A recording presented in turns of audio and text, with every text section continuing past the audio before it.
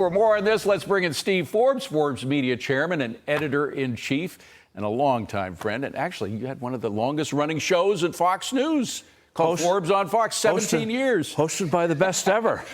I was fishing for compliments there. I have to. All right, earned. No fishing for compliments here with this jobs report. I mean, yes, it was better than expected. So give them that much. And the tick up in unemployment was from people coming into the workforce, which is not a bad thing, as Edward said. But 70,000 new government jobs, 70,000. That's up from 40,000 last month. A loss of 8,000 manufacturing jobs, a loss of 17,000 service jobs, and retail jobs down 8.5 thousand. It sounds like taxpayers are just paying for more government jobs, primarily in the economy. And the other figure to note is that the two previous months have been revised downwards by 111. Again. How many times does that happen? Like 14 out of the past 16 months. It's very disturbing. So you can't take even this number seriously. I mean, let me just focus on that for a second since you brought it up. I used to cover Mexico, and we never believed any of the stats that came out of Mexico. Same is true for China and Russia and other. Right. Is that what we are becoming? Or is there some anomaly with regard to the pandemic hangover or whatever? Well, maybe pandemic, seasonal adjustments, especially you have 10 million people crossing the border, millions of whom are going in the workforce. You see that in the numbers in the household survey, messing that number up. But the private sector, getting to your point, is when you take the revisions downward of private sector jobs, ostensibly in the last month there are 136,000. You take the revisions out, up only 50,000. Pathetic. And millions of people are working part-time. And also, getting a job if you're unemployed is starting to tick up. It's becoming harder. And while the president says, oh, wages went up, they're at a slower growth than they were last year. Slightly ahead of inflation, but most people, when they pay especially interest charges, don't feel it. And of course, he still claims that he created 15 million jobs, most of which were just jobs that came back. That bounced back after the shutdowns from the pandemic. But I'm just wondering if this is going according to plan for a lot of the people advising. We now know, it's clear from all the articles, from what we saw last Thursday with the debate a week ago, that somebody else is pulling the strings on virtually everything whether it's foreign policy, economic policy, domestic. Are these people just socialists? Do they just want a government-controlled economy? Yes, it's Bernie Sanders in spirit in the White House.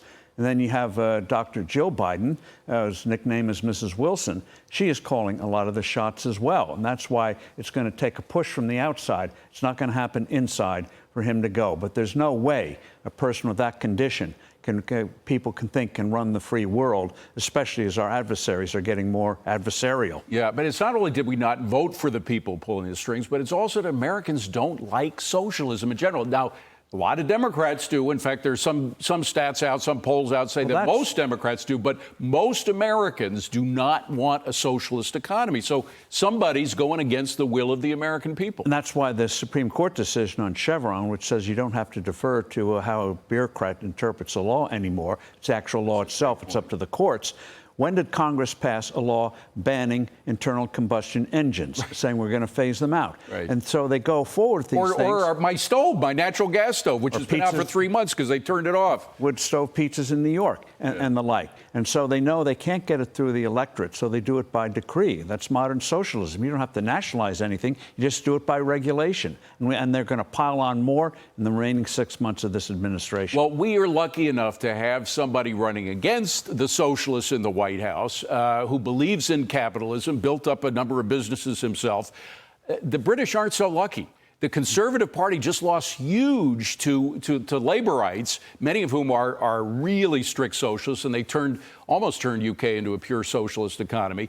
Why the Conservatives, as I can see, have gone in favor of green energy. They've gone against tax cuts. They don't seem to be helping much with immigration. They seem to be sort of the anti-Trump Conservatives over in England. Is it any wonder that they lost? Well, ever since Margaret Thatcher, amazingly, the Conservative Party has been running away from her legacy. because they thought she was too tough or something. And they've been disowning her legacy that she gave. Turned Britain from, you remember, back when Britain was called the sick man of Europe, into the most dynamic large economy in Europe, doing even better for a while than the Germans. And they've turned their backs on it. And so the conservatives... But they had to be dragged. Maggie Thatcher, to her credit, knew what she was a big fan of Ronald Reagan, but a lot of her advisors were not. Her first economic advisor, a guy named Alan Walters, had to be dragged kicking and screaming to tax cuts. And it wasn't until really 7 years into power that she could finally get the tax cuts that Reagan got in his first term. She had to wait 7 years before she had the power in Parliament and the party to get huge tax cuts through. But she stuck with it. She knew what she needed to do.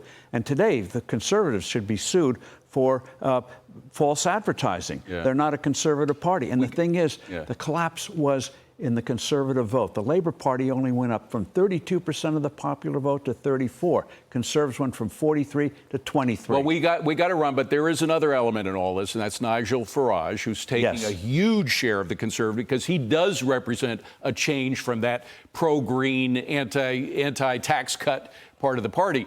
What does he do now? Does he have the power to pull the conservatives together under his authority and turn them into a genuinely conservative party? He's got the platform. Now he's got to have the power of persuasion, putting a Reagan-esque, Thatcher-esque platform out there and say this is where the conservatives have to go. If you combine his vote with the conservative vote, they would have won this last election. Steve Forbes, great stuff. Thank you, Good to see you. Appreciate it.